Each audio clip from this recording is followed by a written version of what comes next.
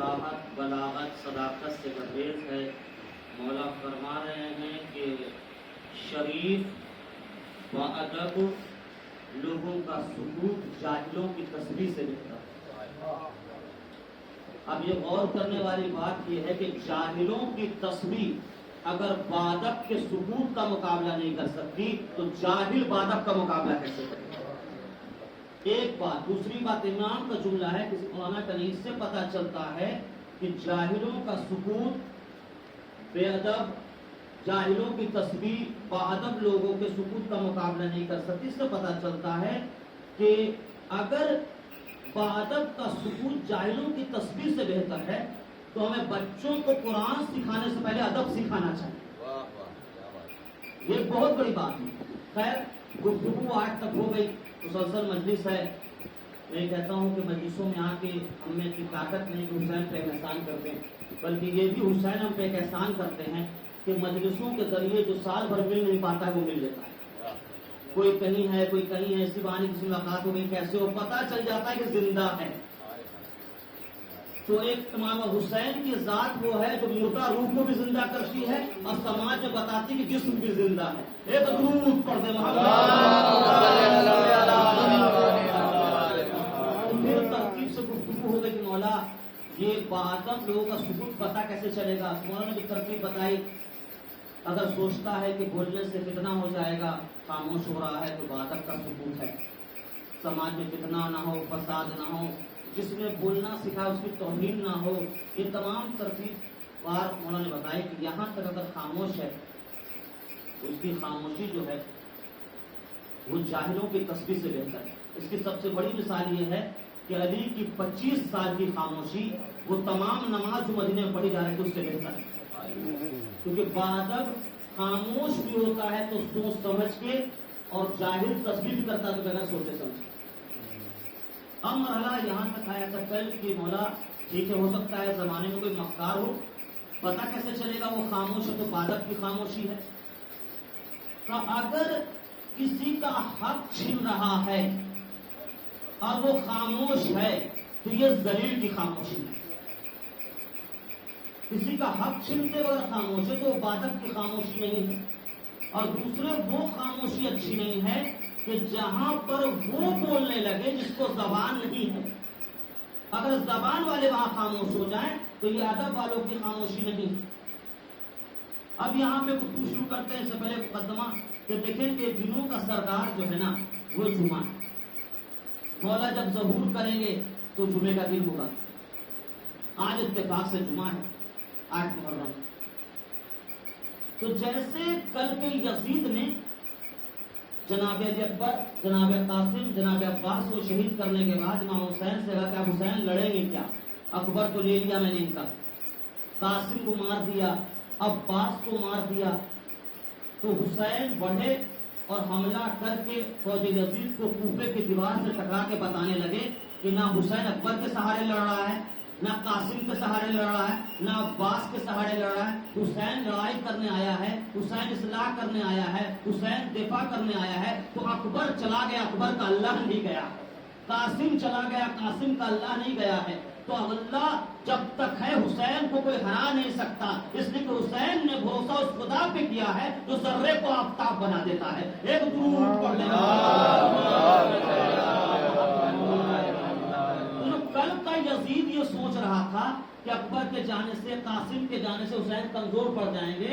यही इसराइल जो आज का यजीद है वो सोचने लगा नसरुल्लाह को ले लिया तो खामनाई कमजोर हो जाएंगे, इब्राहिम रईसी को ले लिया तो रहबर का खामोश हो जाएंगे, कमजोर पड़ जाएंगे।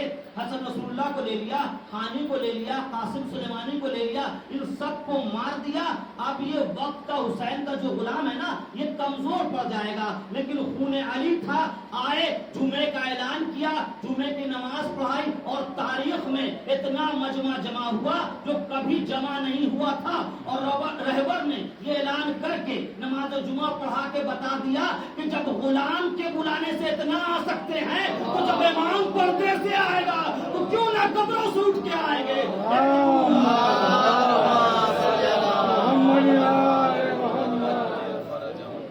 तो ये बताया है کہ جو اللہ پہ بھروسہ کرتا ہے نا وہ کامیاب ہو کے رہتا ہے، کچھ بھی ہو جائے۔ اور پھر ہم بتایا کہ دیکھیے جس طرح اللہ خالق ہے، چاہ سکتا تھا وہ ابراہا کے لشکر کو جو ہے وہ ڈائناسور، اناکونڈا اور انقا سب کو بھیج کے ختم کر سکتا تھا، لیکن اللہ نے وقت کے ظالم کو بتایا ابراہا کو کہ دیکھو تمہارا جتنا بڑا غرور ہے وہ اتنے چھوٹے سے توڑیں گے، جتنا بڑا غرور ہے ہم اتنے چھوٹے سے توڑیں گے۔ تو یہ تو اچھا ہے نا کہ آپ کو دنیا کہتی ہے شیعہ تھوڑے سے ہیں، ایک چھوٹا سا شہر ملک ہے ایران کیا ہے، لیکن اللہ نے وعدہ کیا ہے نا کہ جتنا بڑا غرور ہوگا اتنے چھوٹے سے توڑیں گے۔ تمہارے طرف تمام سپر پاور ہے، تم کہتے ہو شیعہ کم ہے، جو کم ہے وہی اٹھے گا، وہی تمہیں ہرائے گا اور بتا دے گا کہ اللہ جیسے فیل کو، ہاتھی کو چڑیوں کے ذریعے چبایا اور بھوسا بنا سکتا ہے، تمہارے سپر پاور کو وہی قبرستان بھی بنا سکتا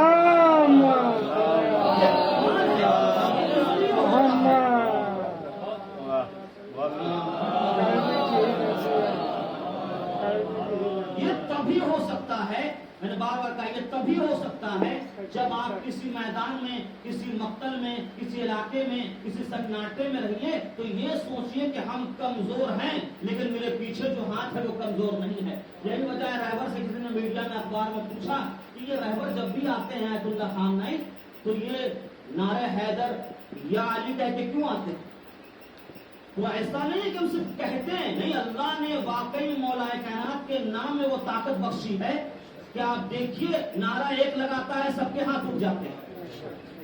تو یہ کہہ کے رہبر علی حیدر میدان میں اترتے ہیں کہ ہو کوئی شجاع، پورے اخبار میں چھاپ دو، سپر پاور ہے، یہ میزائل ہے، وہ توپ ہے، کوئی لڑ نہیں سکتا تھا۔ نہیں، یہ ایک شیعہ بتائے گا، اکیلے پڑھے گا، 87 سال کی عمر میں ضعیف ہو کے سامنے آ کے میزائل کو نصف و نابود کر کے بتائے گا کہ ہو کوئی شجاع، پتھر سا جگر سب پارا پارا ہوتا ہے اور لے لیتے ہیں جب نام علی میدان ہمارا ہوتا ہے۔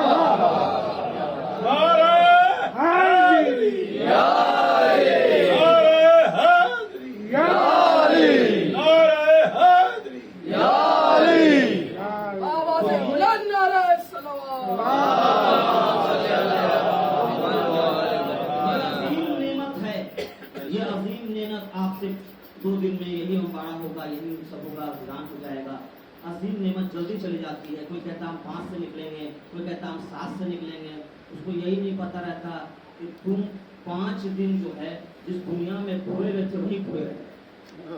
ابھی ایک موقع تھا کہ جس شہزادی کے پاس فرشتہ بھی اجازت لے کے جاتا، تمہیں اجازت دینے کی ضرورت نہیں، مکاتب میں تمہارے نام لکھیں گے، کائنات کا مولا کھڑا ہوا ہے۔ خیر یہ مسئلہ اس کا اور مولا کا، وہ جتنے دن گیا مولا کو جواب دے گا۔ تو مولا فرما رہے ہیں کہ بادب لوگوں کا سکوت جاہلوں کی خاموشی سے، جاہلوں کی تصویر سے بہتر ہے۔ پھر ترتیب بتائی گئی کہاں کہاں خاموشی، اس کے بعد آخری میں مولا ہے کہ ایسا نہیں ہے، اگر پہچاننا ہو کہ بادب کی خاموشی ہے کہ مطلب پرست کی خاموشی، کے شہر میں بہت سارے لوگ ہوتے ہیں سوچتے ہیں ہم معاملہ کیوں خراب کریں، مولانا احسان کو بول رہے ہیں ہم خاموش رہتے ہیں، فلاں کو ڈانٹ رہے ہیں ہم خاموش رہتے ہیں۔ تو ایسے لوگوں کی خاموشی بادب کی خاموشی نہیں۔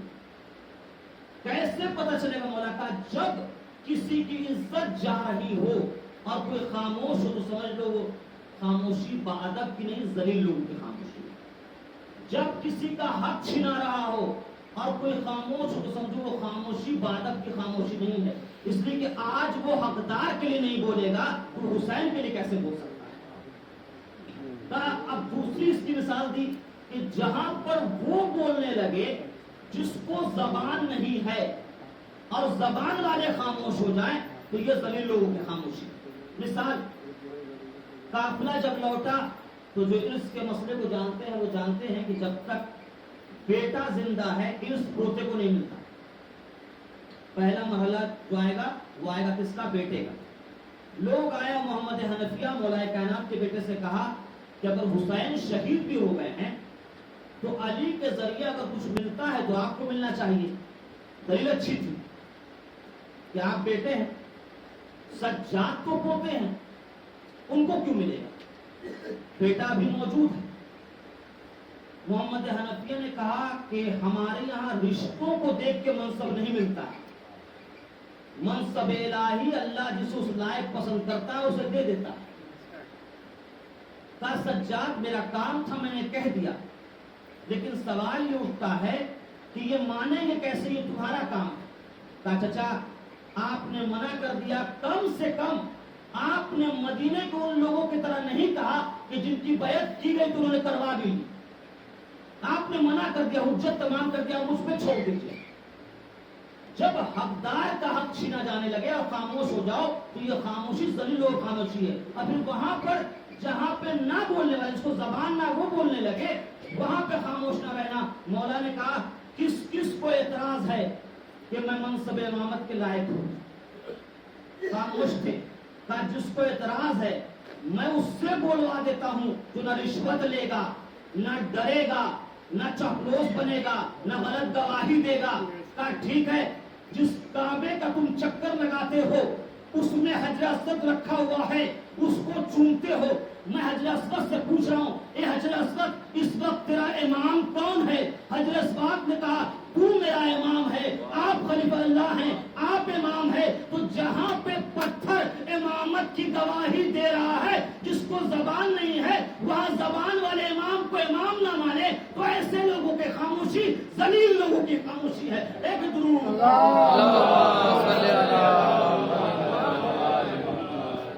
इमाम के लिए वो बोल रहे हैं जिनको जबान नहीं है।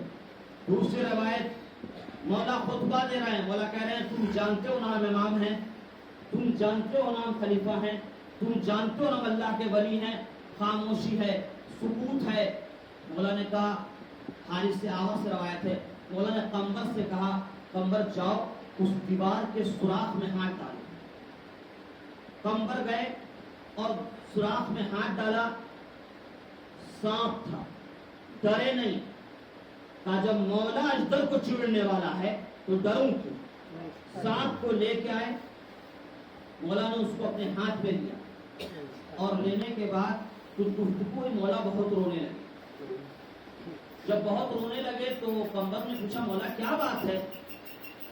कहा मुझसे कह रहा है कि गदीर में जब से पैगंबर ऐलान करके गए हैं कि मैं जिसका मौला हूं अली उसके मौला है, तब से मैं आपको मौला मानता हूं।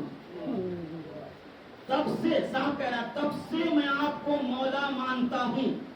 अब देखिए जिसको जबान नहीं है वो अली के इमामत की गवाही दे रहा है, जिनको जबान है वो नहीं मान रहे हैं। इससे एक बात तो पता चलता है मौलाना, जबान में जहर होना और बात है, दिमाग में जहर होना और बात है।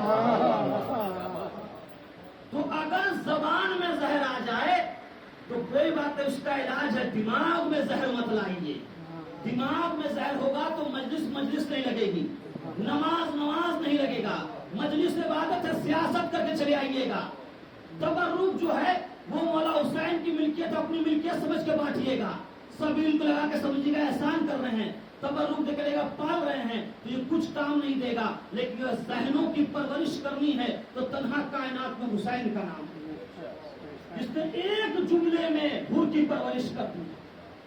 तो यहाँ आते हैं तो आपके जिस्म की परवरिश है, रूह की परवरिश है, आपके खानदान की परवरिश है, आपके जो बुजुर्ग चल गए उनके रूहों की परवरिश है, उनको भी सवाब, आपको भी सवाब, हर जगह सवाब। इसलिए मैं कहता हूँ ये तन्हा एक जगह है, तन्हा कि मैं एक चिराग हूं, सूरज इमाम वक्त है पर।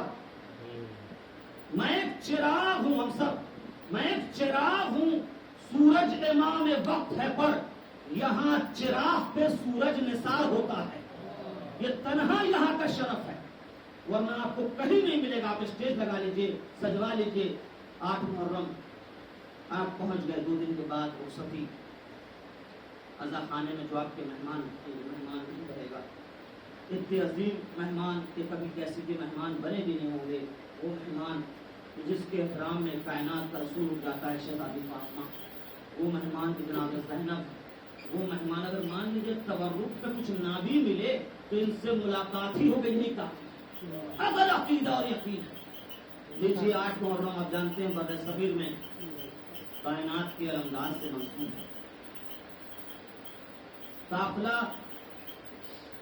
جب مدینے سے چلا ہے تو میر انیس نے ایک منظر کشی کی ہے اور واقعی کیا علم تھا جو منظر کشی کیا ہے. سب سننا بڑا آسان ہے لیکن اس طرح سے کیا ہے تعریف کرنی پڑے گی. امام حسین ماں سے رخصت ہو چکے تھے لیکن بیٹا تھے اور ماں تھی. دوبارہ گئے اور اماں سے گفتگو کرنے لگے. جناب عباس ادب اس کو کہتے ہیں. دیکھا کہ کچھ گفتگو ہو رہی ہے قبر حسین قبر فاطمہ زہرا سے امام حسین کی کچھ گفتگو ہو رہی ہے تو آگے بڑھنے لگے. اب منظر کشی بڑی اچھی کی ہے اس نے. امام حسین نے کہا ابھی رہوار نہ آگے نہ بڑھاؤ بھائی, ابھی رہوار آگے نہ بڑھاؤ بھائی, تمہیں اماں ہے بلاتی ادھر آؤ بھائی. قبر سے آواز آئی کہ حسین عباس کو بلاؤ. گئے اور کہا کہ میرے لال تم میرے بیٹے ہو. تو جس طرح ایک بیٹا تھکا ہوا ماں کی آغوش میں لیٹ جاتا ہے, قبر کے پائتانے میں جب عباس نے اپنا سر رکھ دیا. کہا شہزادی بتائیے. تو کہتی ہیں امام حسین کی طرف اشارہ کر کے کہ میرے لال یہ حسین ہے, اسے غربت میں کوئی مار نہ ڈالے بیٹا, میرا شبیر ہے اب تیرے حوالے بیٹا. اللہ اکبر. سوچئے کتنا بھروسہ ہوگا. لیجئے اب عجیب عجیب ادب دیکھا گیا ہے, ادب سیکھے کوئی ان سے. انہوں نے تو سونپ دیا امام حسین کو جناب عباس کو. جناب عباس کی ماں بھی آ رہی ہے. راوی کہتا میں نے سوچا کہ ام البنین آئیں گی اور آنے کے بعد کہیں گی کہ عباس اچھے سے رہنا, خیال رکھنا. اللہ اللہ. آ کے جناب عباس سے ملی اور کہا بیٹا میں تو رخصت ہو چکی تھی لیکن واپس آئی یہ سمجھانے کہ مدینے آنا تو حسین کے ساتھ آنا, اکیلے مت آنا. اللہ اکبر. ایسی ماؤں پہ سلام ہو جہاں اپنے دل کے ٹکڑے کو, اپنی محبت کو سائڈ کر کے حسین کے بارے میں سوچ رہی ہیں, حسین کے مظلومیت کے بارے میں. ایسا سردار ہے تو ایسی کنیز بھی ہیں. لیجیے قافلہ چلا ہے, قافلہ کربلا پہنچا. 7 محرم کو پانی بند ہو گیا. 8 محرم کو ایک منظر کشی کے اعتبار سے جناب عباس نے آگے کہا آقا اگر اجازت دیں تو میں بھی چلا جاؤں جنگ کرنے. اور عباس جنگ کی تو اجازت نہیں ہے. تو کہا بچوں کی صدا الاتش الاتش کی کانوں میں آ رہی ہے اور عباس کی غیرت گوارا نہیں کر رہی آقا کہ اکبر چلا گیا, قاسم چلا گیا. اور آپ سوچے خود بھی آپ گھر میں بزرگ ہیں, آپ کے چھوٹے چھوٹے بچے اگر نہیں ہیں تو آپ کی غیرت گوارا نہیں کرے گی. خصوصاً وہ پیاس کی حالت ایسی ہو. بڑے اچھی صاحب کتاب میں لکھا ہے کہ پیاس کی حالت ایسی ہو گئی تھی کہ جہاں پر مشکیزے کو رکھا جاتا تھا بچے اپنا سینہ سٹانے لگے تھے. بے چینی, پیاس کی شدت. خیر جناب عباس کو اجازت ملی کہ جاؤ پانی فراہم کرو. کسی نے آ کے جناب زینب سے کہا کہ شہزادی قیامت ہو گئی ہے, اب جناب عباس بھی مقتل میں جا رہا ہے. وہ کہا جاؤ کہو کہ زینب نے بلایا. سوچئے ہم لوگ کو تھوڑی سی طاقت ہوتی ہے تو ہم کہتے تھے یہ کر دیں گے وہ کر دیں گے, ہم باڑے میں لڑنا شروع کر دیتے ہیں. یہ بھی نہیں سوچتے کون کون بیٹھا ہوا ہے. کائنات کا وہ شیر جس کی نگاہوں سے دشمن کانپتا ہے, خیمے کے پاس جا کے ڈر رہے ہیں.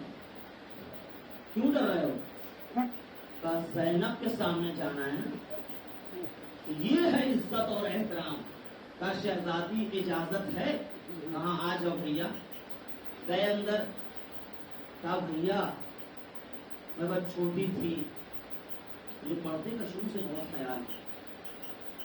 ایک روز میرے سر سے نگاہ ہونے لگی, میں کھینچ کے ٹھیک کرنے لگی, پھر اڑنے لگی, میں ٹھیک نہیں. بابا بہت رونے لگے. بابا کو روتے ہوئے دیکھا تو میں نے پوچھا بابا کیوں رو رہے ہیں؟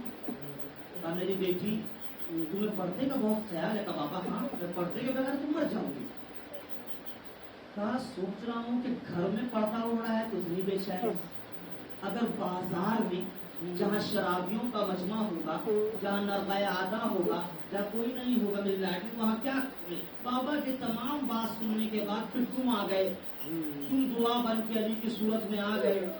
پھر میں تمہیں دیکھتی تھی کہ تم مجھے کس شان سے لاتے ہو، کس شان سے پہنچاتے ہو، کیسے محمل میں بیٹھاتے ہو. اب کربلا جب تم لائے تو میرے خیموں کو خیموں کے درمیان بنایا تم نے تاکہ کسی کو میری آواز سنائی نہ دے. میں سوچتی تھی اور تمہیں دیکھتی تھی جس کا عباس جیسا بھائی ہو، یہ بھیا جس کا تیرے جیسا بھائی ہو، اس کی ہمت ہے کہ زینب کی رضا چھین لے.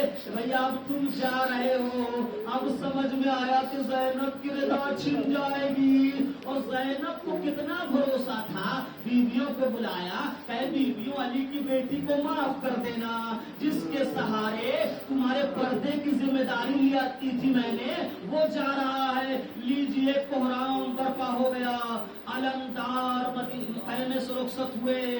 جناب عباس مقتل کی طرف چلے ہیں. امام حسین علامہ جس نے عجیب کیفیت لکھی ہے، کائنات کے امام امام حسین عباس نظروں سے اوجھل ہوئے زمین پہ بیٹھ گئے. کسی نے کہا مولا کیوں بیٹھ گئے؟ کہا عباس حسین کی قوت کا نام ہے. اے عباس کتنے لوگوں کو تم کیا ہو، سکینہ کی آس ہو، زینب کی آس ہو، حسین کی قوت ہو، علی کی دعا ہو، زہرا کی تمنا ہو. اور ایک انسان مکہ میں سے نہیں نکلا ہے، لگتا ہے کہ کوئی لشکر نکلا ہے.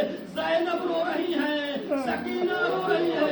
لیجئے خیمے سے نکلے، چھوٹا مسجدہ لے کے نکلے اس آس میں کہ بچوں کی پیاس بجھ جائے. دریا پہ پہنچے، پانی بھرا. پانی بھرنے کے بعد جیسے خیمے کی طرف آنے لگے، کسی شکی نے وار کیا، شیر کا دایاں بازو قلم ہو گیا.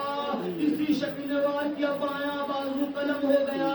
آپ نماز پڑھتے ہیں نا، کبھی نماز میں مستحب یہ ہے کہ سجدے میں جاتے وقت پہلے ہاتھ رکھیے تاکہ پیشانی آپ کی ٹکرا نہ جائے.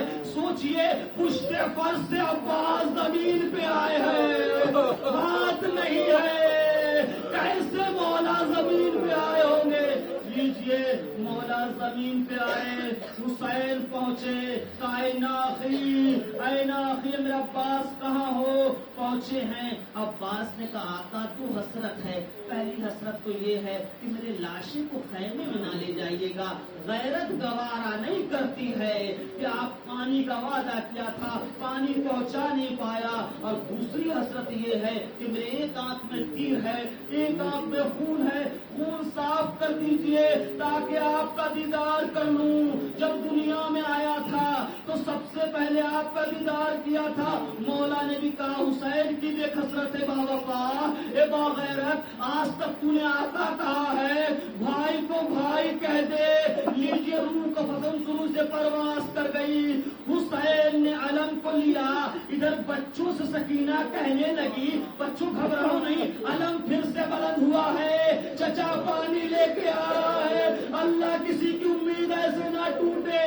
لیجیے حسین علم کو لے کے خیمہ گاہ کی طرف بڑھے ہیں. کہتے انا للہ و انا الیہ راجعون، انا للہ و انا الیہ راجعون. علم خیمہ گاہ میں پہنچا، سکینہ نے دیکھا علم چچا نہیں بابا لا رہے ہیں.